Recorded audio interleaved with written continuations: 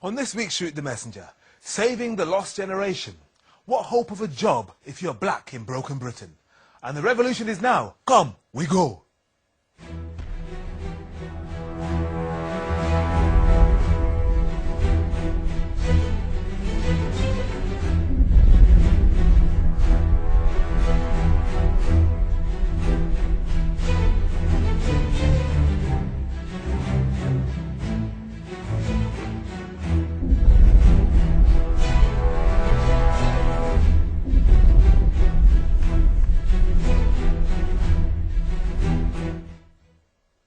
Hello, I'm Henry Bonsu, and this is Shoot the Messenger, a review of people, politics and popular culture, from London to Lagos, from Kingston to Kilimanjaro.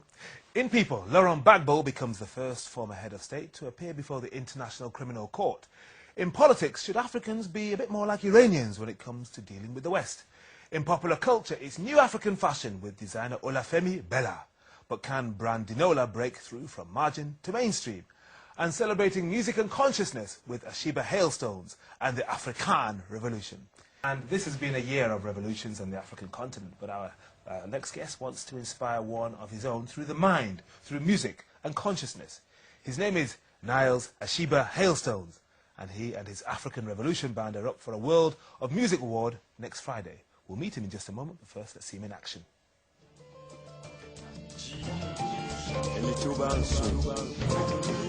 La vie oui, àsìkò ti dé, àsìkò ló láyé.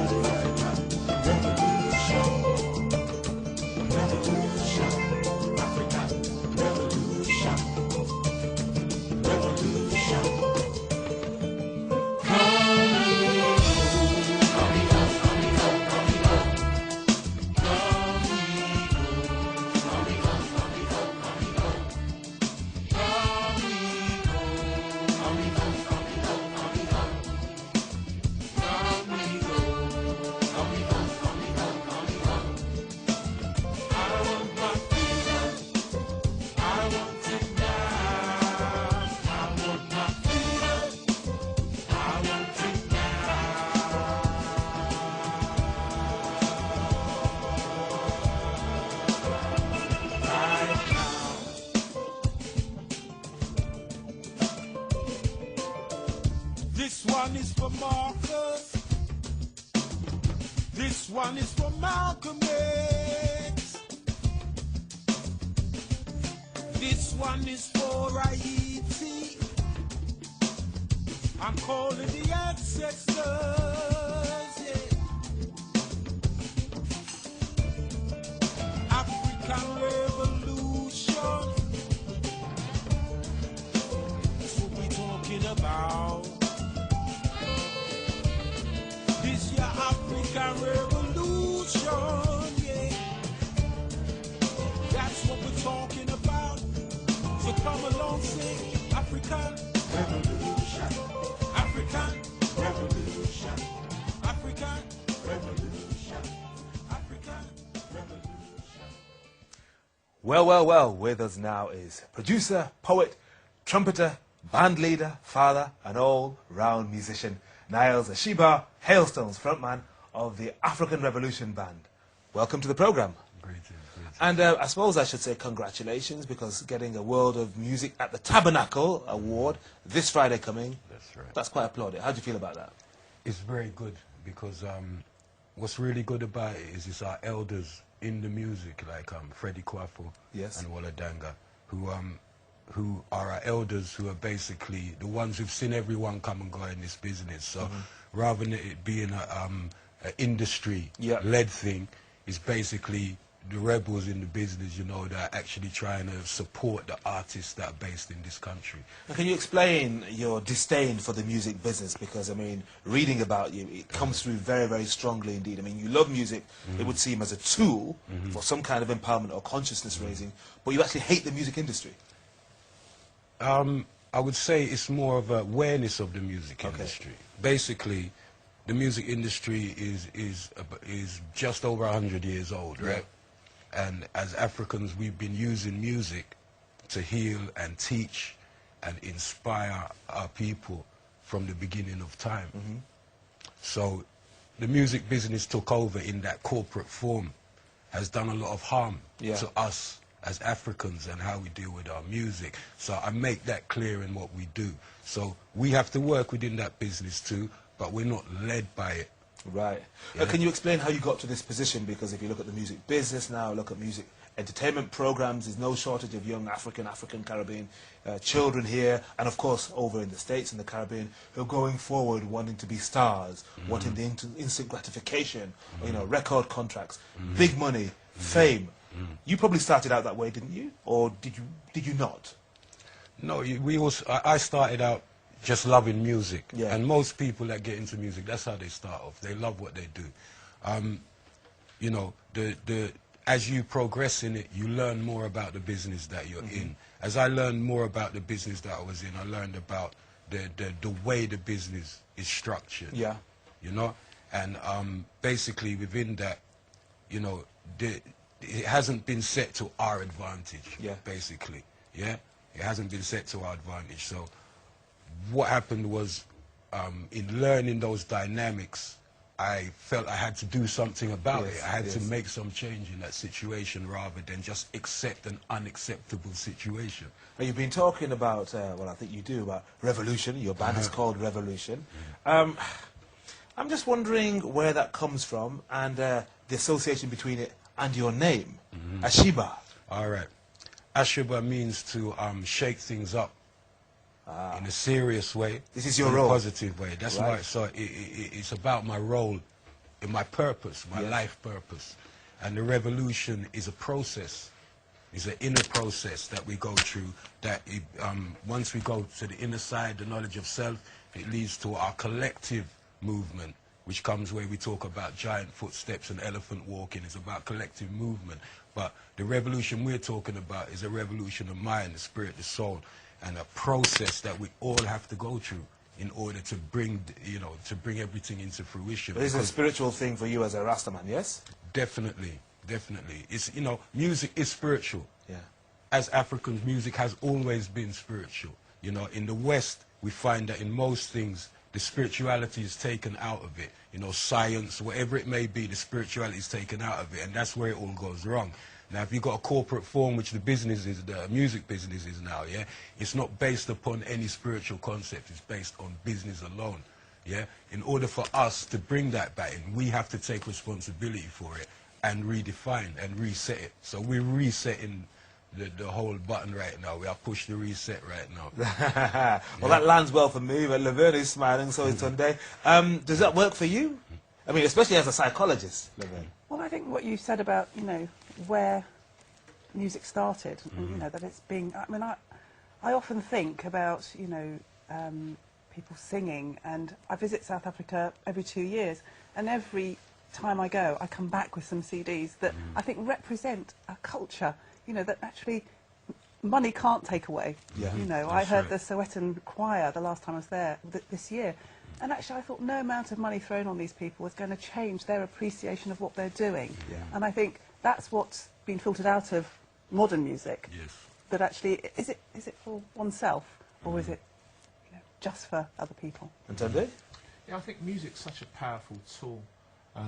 I think all the time about the types of music that our young people are listening to, and feel quite strongly that much of what they're listening to isn't enriching for their mind, body or soul, and would love to see more music that does that, that feeds, that helps them to develop, that helps them be a lot more positive about themselves and the world that they inhabit. Well, this is why Niles is here, and this is why he's won this award for Band of the Year at the World of Music at the Tabernacle event, which is taking place this Friday, the 9th of December at Notting Hill. I'm very pleased to say we've been joined by a young man who's carrying a very large drum, which is bigger than him, your son, Heru.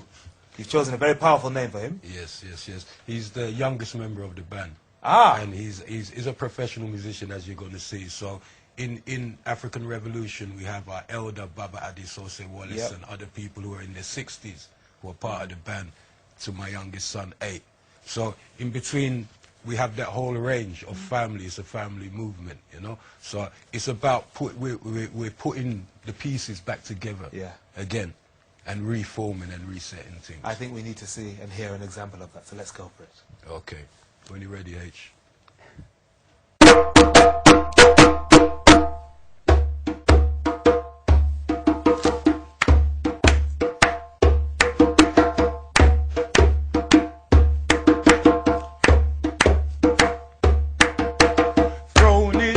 Existence through the door of no return. Memories have faded, emotions still return. They've been tapping on my shoulder and pulling at my heart, attempting to reunify what has been torn apart.